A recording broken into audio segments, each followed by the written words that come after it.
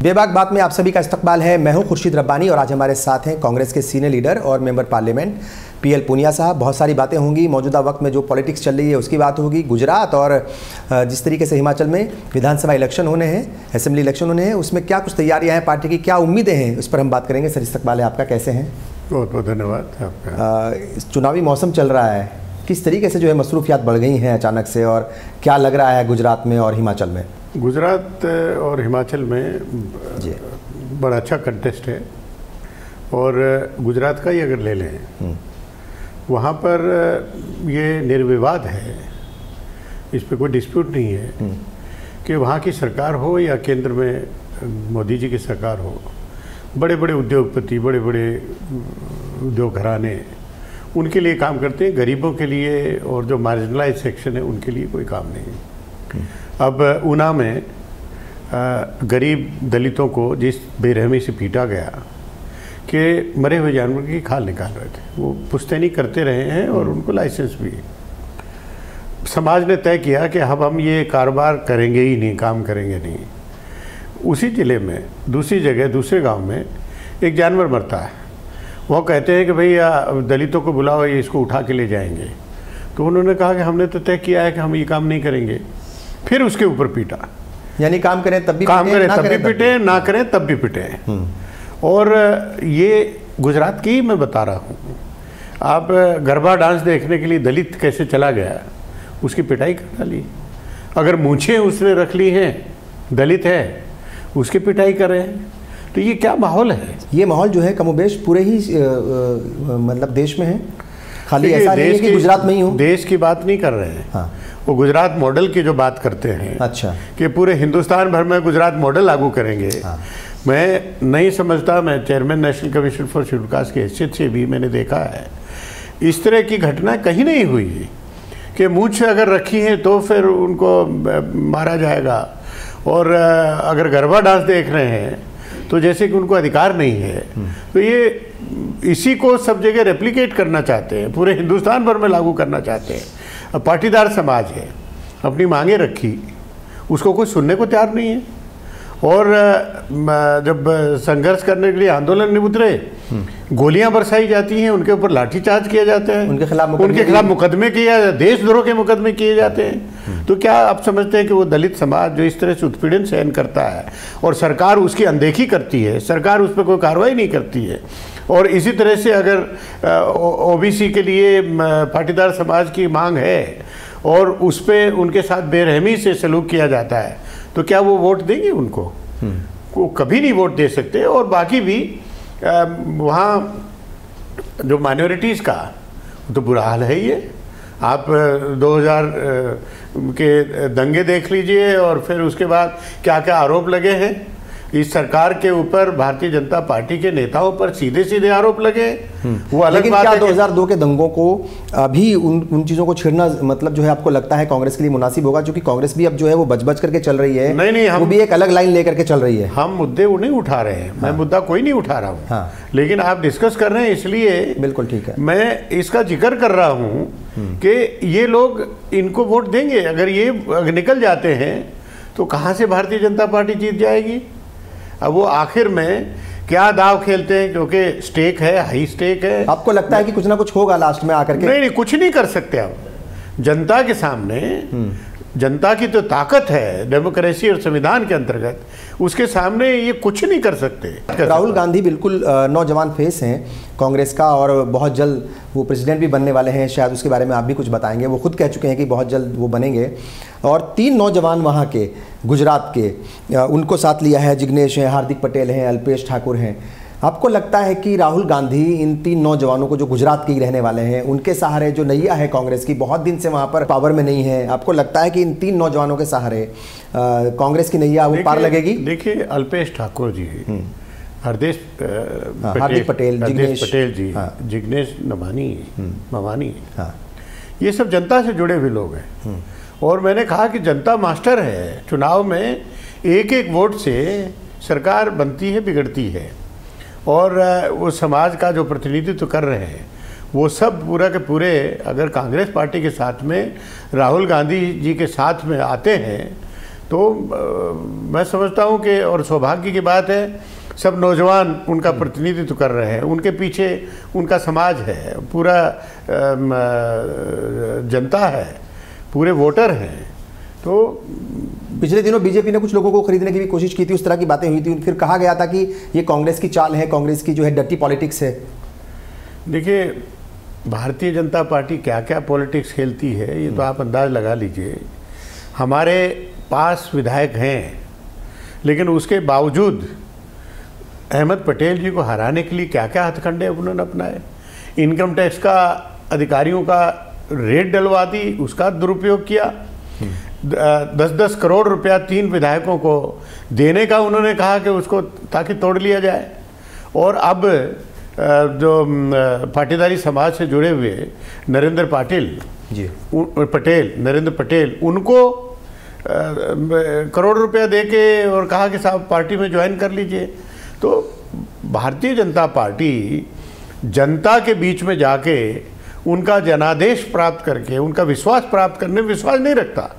वो समझते हैं बाय हुक और बाय क्रुक, पैसे के बल पे, धन के बल पे, सत्ता के बल पे हम उनको खरीद लेंगे, और लेकिन ये होने वाला नहीं है। अभी 2 लड़कों को गिरफ्तार किया गया, ATS ने उठाया और IS का जो है बताया गया कि ये उनसे ताल्लुक़ है, और अहमद पटेल का नाम भी उसमें जो है घसीटा गया। क्या आपको लगता है ये सियासत हो रही है, या फिर जो चुनाव है, इंतखाबात है, उनको देख करके ये अलग तरह की राजनीति सामने आई है? देखिए, ओछी राजनीति का एक और नमूना है जी, एक और नमूना है।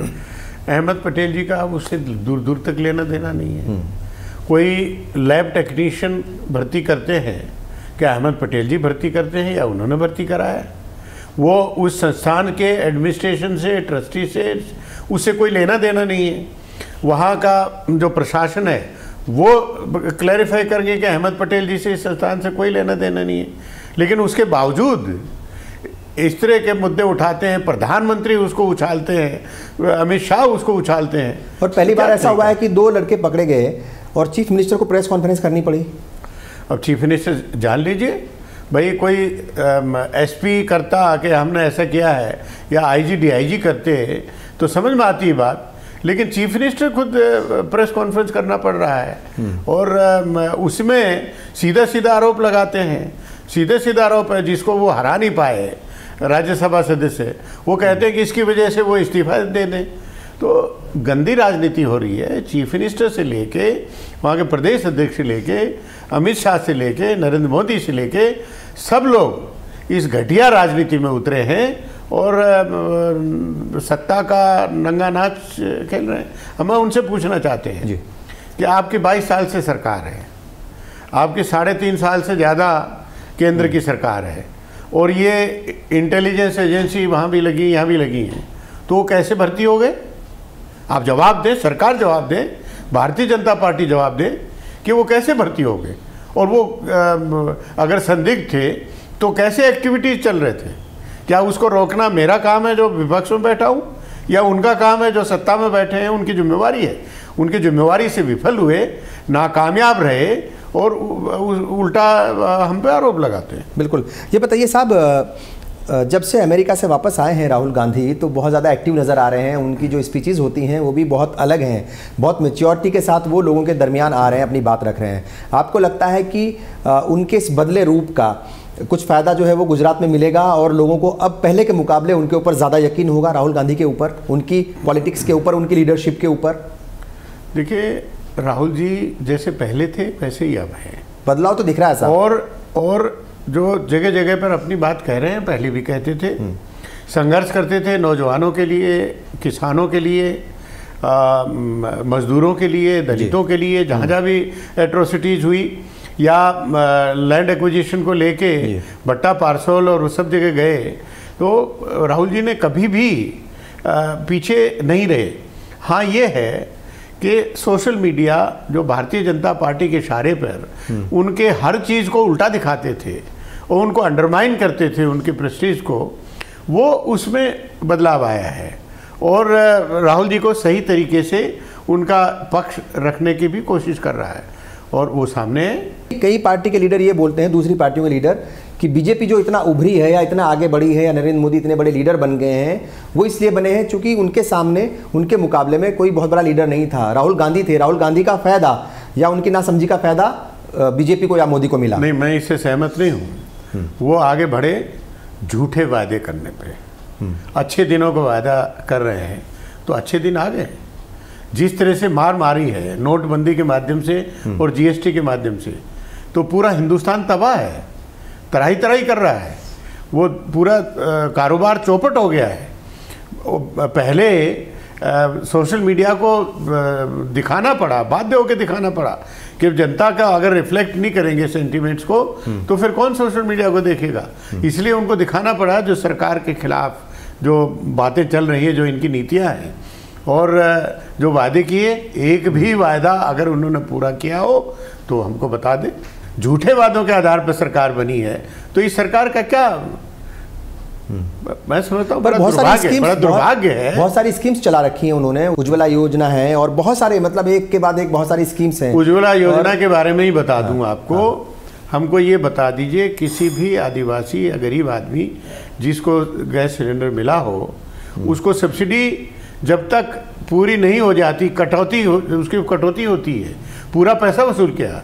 दूसरा सिलेंडर लोगों ने आज नहीं खरीदा। पहले 400 रुपये के करीब था यूपीए सरकार के दौरान में, अब 800 रुपये तक पहुंच रहा है।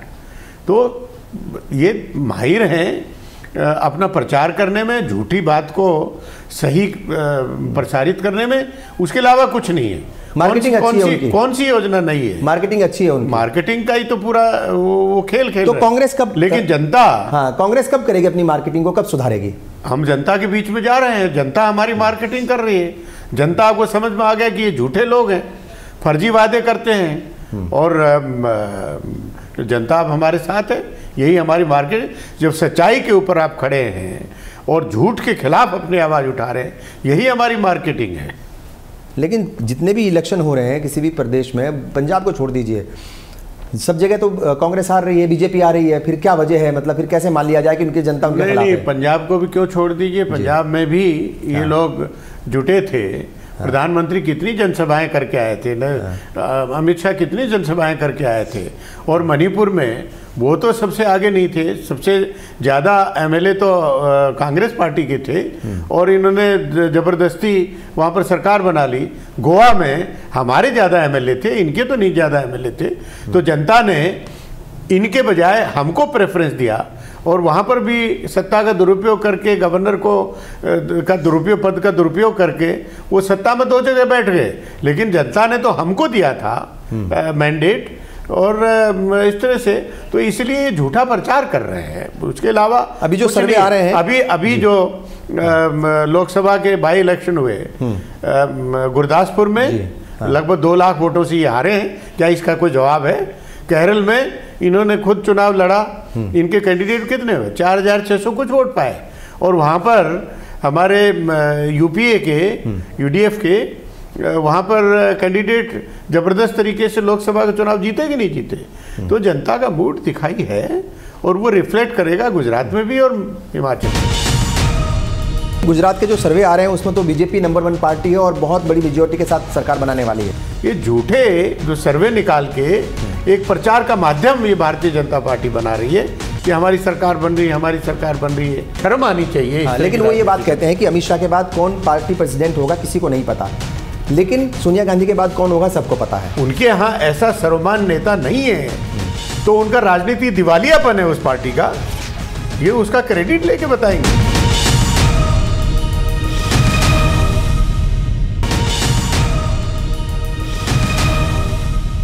गुजरात के जो सर्वे आ रहे हैं उसमें तो बीजेपी नंबर 1 पार्टी है और बहुत बड़ी मेजोरिटी के साथ सरकार बनाने वाली है। ये भाजपा का सर्वे है, ये कोई इंडिपेंडेंट एजेंसी का सर्वे नहीं है। वो कैसे सर्वे दिखा सकते हैं? अभी जिग्नेश मेवानी उसका फैक्टर है, आप अल्पेश ठाकुर और हार्दिक पटेल उनका फैक्टर है, और भी जो पूरा समाज जुटा है जो कांग्रेस पार्टी के पक्ष में, उसका कहाँ रिफ्लेक्ट कर रहे हैं ये बता दें।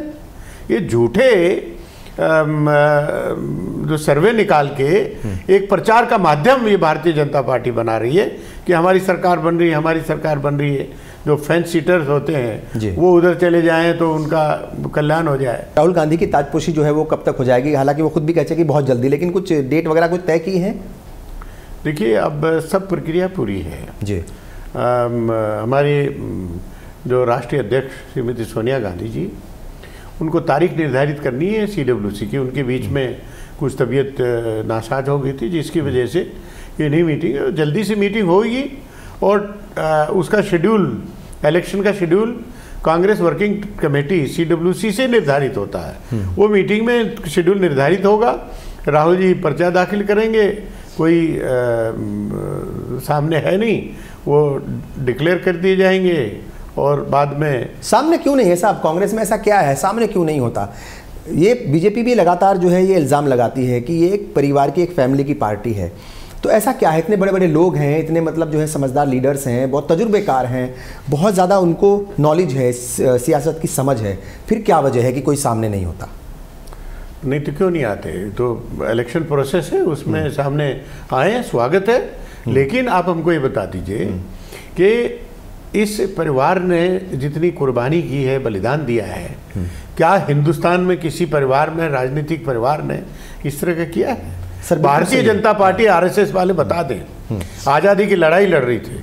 गांधी जी, नेहरू जी, सरदार पटेल, मौलाना आज़ाद, ये लोग थे जो कि फ्रंट पर लग रहे थे। और इनके लोग जो हिंदू महासभा ले लीजिए, RSS के ले लीजिए, उन्होंने अंग्रेजों का साथ दिया था। मैं तो पार्टी प्रेसिडेंट की बात कर रहा हूं आज के, और पार्टी प्रेसिडेंट की हैसियत से राहुल गांधी जी निरंतर जनादेश लेके जनता से चुन के लोकसभा में पहुंचते हैं, तो क्या मामूली बात है? ऐसे तो लाख कोशिश कर ले। ऐसे तो अमित शाह जुटे हुए हैं, नरेंद्र मोदी जुटे हुए हैं, स्मृति ईरानी जुटी हुई है, लेकिन उनका जनता पर कोई असर नहीं है। जनता राहुल गांधी जी, अगर चलो इसी बार की भी लगा लिया जाए, 44 तो फिर भी आए हैं आपके, तो क्या 44 में से भी कोई नहीं? अगर चुने हुए की बात हम कर रहे हैं, इतने बुरे हालात में 44 तो आए हैं ना साहब, बल्कि अब तो ज़्यादा हो गए हैं। नहीं, देखिए, ये 44 और उसकी बात नहीं है, हमारे नेतृत्व की बात है। राहुल गांधी जी हमारे नेता हैं, सर्वमान्य नेता हैं, और वो एक जनादेश पार करके जन नेता के रूप में है। तो हमारा सौभाग्य कि ऐसा व्यक्ति हमारा नेतृत्व करने के लिए हमारे साथ मौजूद है। तो इसलिए भारतीय जनता पार्टी को क्या तकलीफ है? अगर मान लिया हमारा नेता अच्छा नहीं है तो उन्हीं को लाभ मिलेगा, लेकिन फिर भी वो ढिंडोरा पीटते रहते हैं, डांट करते रहते हैं, मतलब इतनी ओछी राजनीति करते हैं। हम राष्ट्रीय अध्यक्ष हम बनाएंगे, क्या भारतीय जनता पार्टी हमारा राष्ट्रीय अध्यक्ष निर्धारित करेगा? कौन होगा? तो ये इनको शर्म आनी चाहिए। लेकिन वो ये बात कहते हैं कि अमित शाह के बाद कौन पार्टी प्रेसिडेंट होगा किसी को नहीं पता, लेकिन सोनिया गांधी के बाद कौन होगा सबको पता है। नहीं, उनके यहाँ पर ऐसा नेता ही नहीं है, तो फिर क्या करेंगे? उनके यहाँ ऐसा सर्वमान्य नेता नहीं है, तो उनका राजनीति दिवालियापन है उस पार्टी का, ये उसका क्रेडिट लेके बताएंगे। ये बताइए साहब, छत्तीसगढ़ के आप जो है वो प्रभारी हैं और लंबे वक्त से सियासत में हैं। छत्तीसगढ़ को लेकर के अगले साल जो है इंतखाबात वहाँ पर होने हैं, और आपकी ही पार्टी के जो बहुत सीनियर लीडर थे और IAS भी थे आपकी तरह, अजीत जोगी, और उनके बेटे को पार्टी से बाहर निकाल दिया था। बहुत सारी वजूहात होंगी, वो इंटरनल पॉलिटिक्स चलती है, बहुत सारी चीज़ें होती हैं। लेकिन अगर जब पार्टी के जो सीनियर लीडर हैं, जो मजबूत लीडर हैं, अगर उन्हीं को हटा दिया जाता है या वो दूर हो जाते हैं पार्टी से, तो फिर कैसे पार्टी की नैया पार लगेगी? देखिए, पार्टी में कौन रहता है, कौन जाता है, वो उनके ऊपर निर्भर है। अजीत जोगी जी पार्टी में थे और अपना अलग होके पार्टी अलग बनाए, तो अब हम उसके बारे में कोई चर्चा नहीं करना चाहते। लेकिन क्या उनसे बात नहीं होगी? हम लाने की कोशिश नहीं की जाएगी वापस? हम राजनीति करते हैं अपने, हमारे जो नेतृत्व है और जनता से सीधा संवाद। कोई अजीत जोगी जी पोटली में वोट रख के नहीं घूम रहे हैं, वो जनता जानती है कि कौन सरकार बना रहा है, कौन हमारा हमदर्द है। और अजीत जोगी जी का लोगों में सम्मान था, वो इसलिए कि वो कांग्रेस के नेता हैं, कांग्रेस पार्टी की वजह से उसका सम्मान था।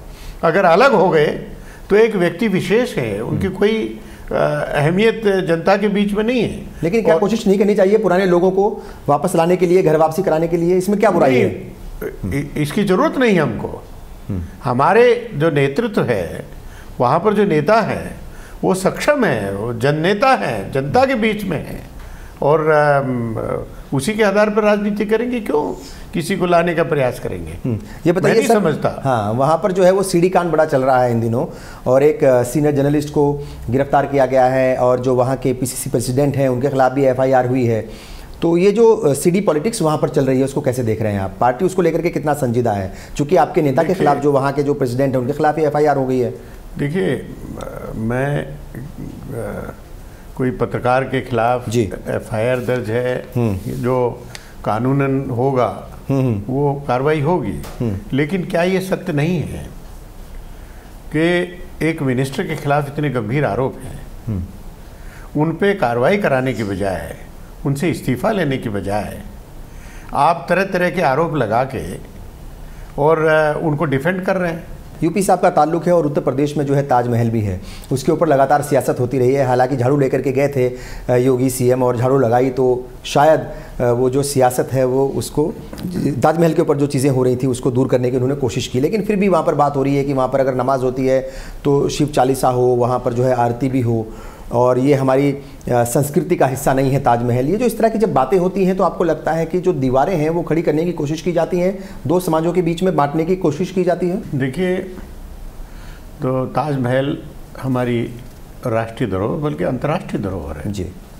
और हिंदुस्तान में कोई भी राष्ट्रीय अध्यक्ष भी अगर आता है जी, हेड ऑफ द स्टेट, तो बगैर ताजमहल देखे हुए वापस नहीं जाता। बिल्कुल ठीक है। ये एक उनकी हैसियत है, अहमियत है। और जो विवाद की बात करते हैं कि साहब इसके नीचे मंदिर था, या यहाँ पर नमाज होती है, अब जुमे के दिन नमाज होती है तो उसमें आरती भी होनी चाहिए, ये कौन करता? कौन विवाद की बात करता? केवल और केवल भारतीय जनता पार्टी, आरएसएस से जुड़े हुए संगठन के लोग, उन्हीं के लोग करते हैं जी। भले ही वहाँ के मुख्यमंत्री, उत्तर प्रदेश के मुख्यमंत्री योगी जी, उन्होंने कहा है कि हमारे यहाँ के किसान और मजदूरों के खून पसीने से बना हुआ भवन है, इमारत है, और ये हमारी धरोहर है, हमको इस पे गर्व है। लेकिन जो जो इस तरह के बयान देते हैं, वरिष्ठ लोग हैं, मंत्री लोग हैं, सांसद लोग हैं, उनके खिलाफ आज तक कभी कोई कार्रवाई नहीं हुई। इससे क्या संदेश जाता है? इससे संदेश जाता है कि ऊपर तौर पर मोदी जी भी कह देंगे, योगी जी भी कह देंगे, लेकिन आप लोग लगे रहिए, क्योंकि इनकी केवल और केवल एक राजनीतिक स्ट्रेटजी है, केवल स्ट्रेटजी है कि समाज को बांटो। शिवसेना कह रही है कि जो हिंदुस्तान है वो पहले हिंदुओं का है, उसके बाद जो है वो दूसरे लोगों का है। ये मतलब ये क्या बात हो गई? ये कौन सी परिभाषा हो गई? ये कौन सी डेफिनेशन हो गई? ये उसी का हिस्सा है, ये इनकी राजनीतिक स्ट्रेटजी है, और फूट डालने का काम कर रहे हैं। जो हिंदुस्तान में हैं, हर वर्ग के लोग हैं, हिंदू भी हैं, मुसलमान भी हैं, सिख हैं, ईसाई हैं, वो हिंदुस्तान के बासिंदा हैं, और हर व्यक्ति चाहे जिस समाज का है उनको बराबर का हक है। किसी को हक ये हासिल नहीं है कि हम तय करें कि कौन यहाँ रहेगा, कौन नहीं रहेगा।